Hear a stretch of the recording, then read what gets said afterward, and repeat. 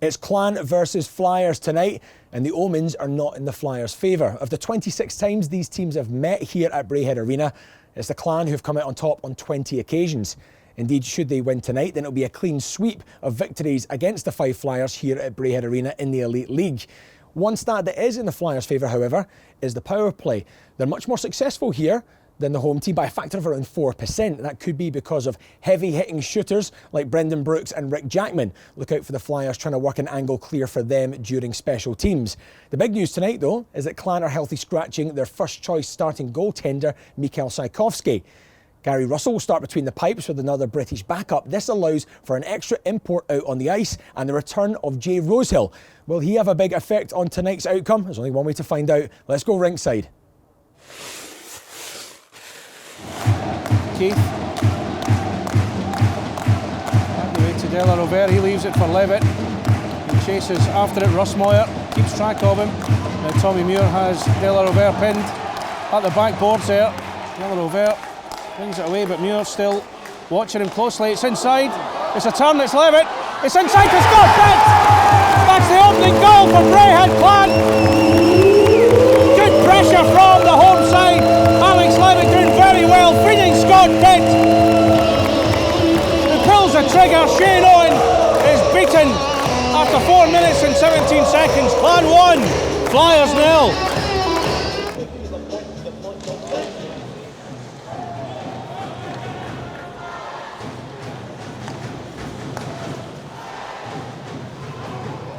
Dumps it into the far corner. Becker wants to sweep it away. It's back to Haynes. It's landed right in front of Russell. It's Ryan Dingle who's managed to force it into the net. Kyle Haynes shot. Gary Russell, he got a touch to it, landed right in front. Dingle manages to turn it in from close range. The Flyers have levelled the game. It's one apiece. Of course, have picked up some good results recently. It's Finnerty on the puck now, plays it back the way for Tunnell. They had that extraordinary 9-5 victory over the Belfast Giants last Sunday. And of course, before that, it was the wonderful turnaround in beating the Nottingham Panthers. They were actually 3-1 down with about 2.5 minutes to go. They got it to 3-3 and they took the game in overtime. A remarkable... Now that's a goal! That's a goal from Ryan Dingle, a wonderful shot from the Flyers captain inside the blue line. Just let rip. Russell was beaten and the Flyers have taken the lead. It's 2-1. Wonderful effort from Dingle. He picked it up, took it onto the inside and just let one go. Russell, next thing he knew, the puck had flown past him. The Flyers are ahead by 2-1.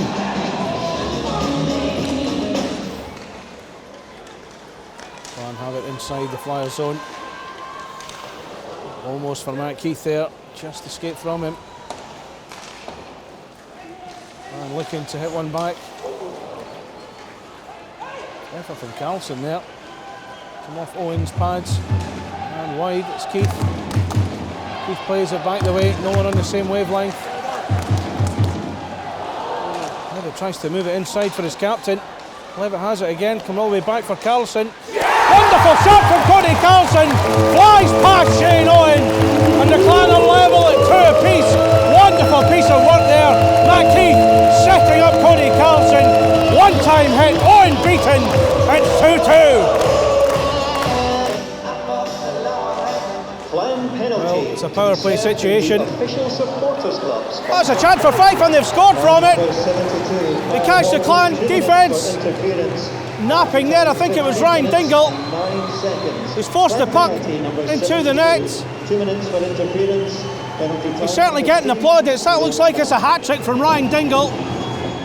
Getting the touch at the far post. Russell beaten, although Russell looks stricken on the ice. He's lying there. I think he's been hurt. Nevertheless, the Flyers have their third goal. Ryan Dingle, it looks like, with a hat-trick.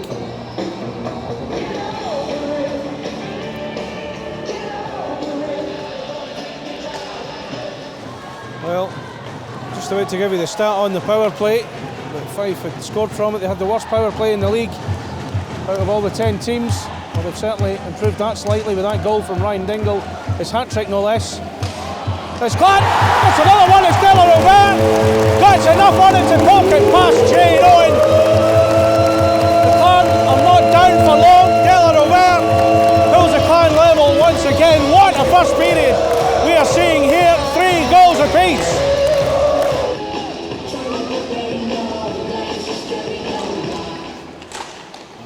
Owen has to watch what he's doing here. And it's Cody Carlson giving the Clan the lead with just under 40 seconds left of the first period. Clan winning the draw. Carrick tested Owen. There was a gap at the near post. Carrick stuck it away. And the Clan have gone 4-3 ahead.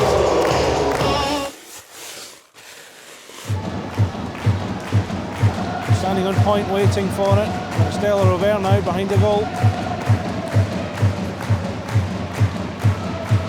Leavitt on that far side, Peacock on the turn, and try and poke it into the near post.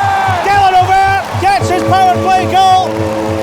Alex Leavitt poked it forward for him. Della Rovere was right there, and he beat Shane Owen at his near post. The Clan have extended the lead to 2. It's 5-3.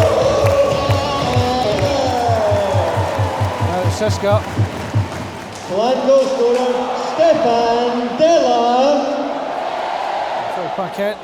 Assists on the goal to the Expand sponsor number 12, Alex Leavitt, and to the Wet Wall Works sponsor number 17, Cody Carlson. It's the third point of the night for Della Rovere. Here's Carrick! A wonderful low finish from Cody Carrick! And that lead extends to 3. Carrick had it on the inside right here. Open his body up, hit the shot, hit it low. Down to the low right of Shane Owen in the Clan. 6-3 ahead.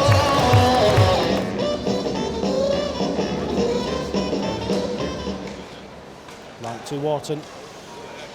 Leavitt. Dumps it in. Keith looking to retrieve it.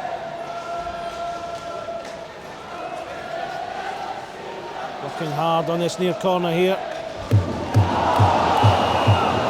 A bit of a situation there with Phil Paquet.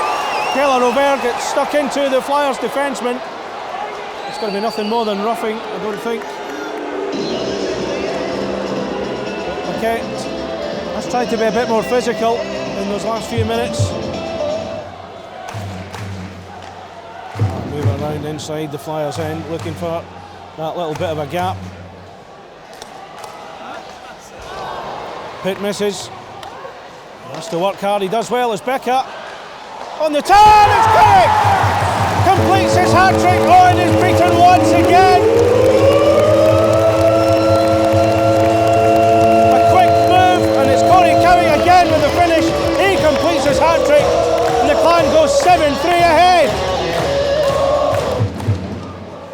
Pitt. Becker. Looks to send one in. Bounces off a body or two. And now Hammond has it on the far side. Only 1 point for Mike Hammond so far, but he's caught in possession as the Flyers look to break away. Inside to Brooks, Sheba, and there's a bit of a collision. Gary Russell taken out by his own player there. It's Cody Carrick. As Clan rushed back to try and defend that.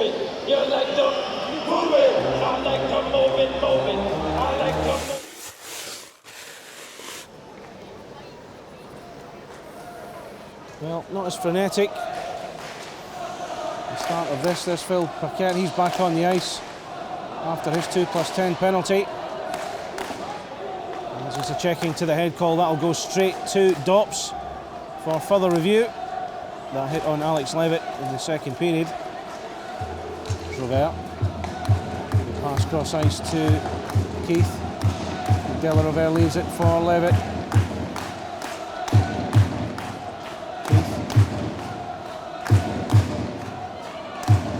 Dingle's holding penalty. Still going as Arson. Now it's a chance for Fife. It's Carlo Finnerty 1-on-1 with Gary Russell.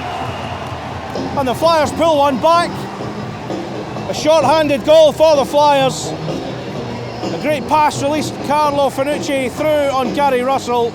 Good composure from the Flyers number 40. And the Flyers pull a goal back. It's 7-4. You know the drill. Head to the foyer to claim your prize.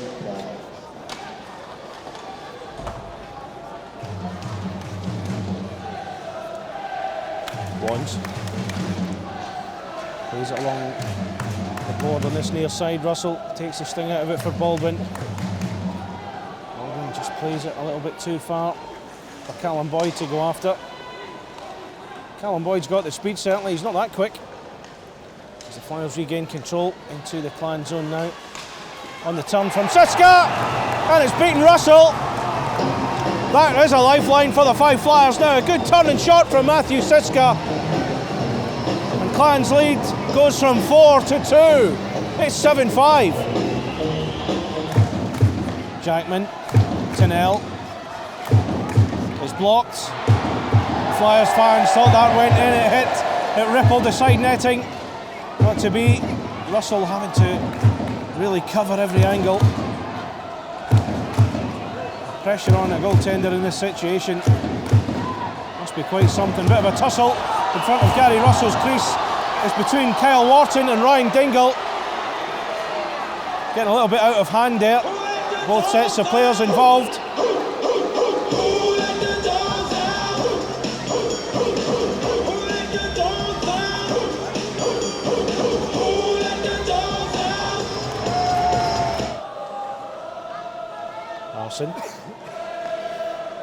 Hammond, just inside Cowick. One of two men to get a hat-trick tonight. The other one is Ryan Dingle of the Fife Flyers. Becker misses his cue there. Still battling away to keep it in play, but now the Flyers surge forward. It's Brooks. He's got some support, takes it himself. Good blocker save from Gary Russell. Now play turns round the other direction. It's Clan. Bear in mind they have the power play. Scott Pitt with the power play goal. The 8th one for Braehead Clan tonight. Brendan Brooks shot up one end. Good save from Gary Russell. All of a sudden the play was down the other end and Scott Pitt tapping in an 8th goal for Braehead Clan tonight. It's Pitt's second of the night. It's Clan 8, Flyers 5. Todd, defeat tonight, what's your thoughts right now? Well, clearly we're disappointed. We wanted to come in here and compete first 60 a lot better against these guys and give ourselves a chance to win the hockey game. Funnily enough, we were actually leading that game 3-2 at one point, so to lose that game 8-5 is a little disappointing. I guess if I take a response, a positive out of it is that we responded slightly in that third period. Had a little bit of a pushback, but anytime you're chasing a game, we had a 2-on-1. Third man jumps in where we didn't really probably need to, and down it goes, and it's in the back of your net for their 8th, and effectively you saw them relax a little bit, and the game was effectively over at that point. There seemed to be 2 goals early in the second period that kind of killed you off a little bit. Would you agree with that? Yeah, it's something that, it seems that I've been trying to explain the entire season. I mean, you really see the two sides of our hockey club. Last week, doing a number of interviews, beating, possible league title contenders 9-5, and then to follow up in your next game and lose 8-5. So I sometimes I feel we have the tendency to like those games where it's just kind of end to end. They're not as gritty, not as tough to play in, and good things don't tend to happen when we don't have that commitment. Ryan, good result tonight, good scoring all round? Yeah, it was a lot of scoring there, but I thought the guys played pretty well. I thought obviously offensively we were good, and we gave up, had a few breakdowns defensively. I don't think Rusty was at fault for anything there. We put him in some bad spots there in the first period, and responded in the second, which was enough to hold on for the 2 points. You've bemoaned about the secondary scoring in recent weeks as well. They went and did it for you tonight? Yeah, it's fun. I mean, the 4 lines, having Rosie in the lineup is huge, and I thought Haywood was our best line.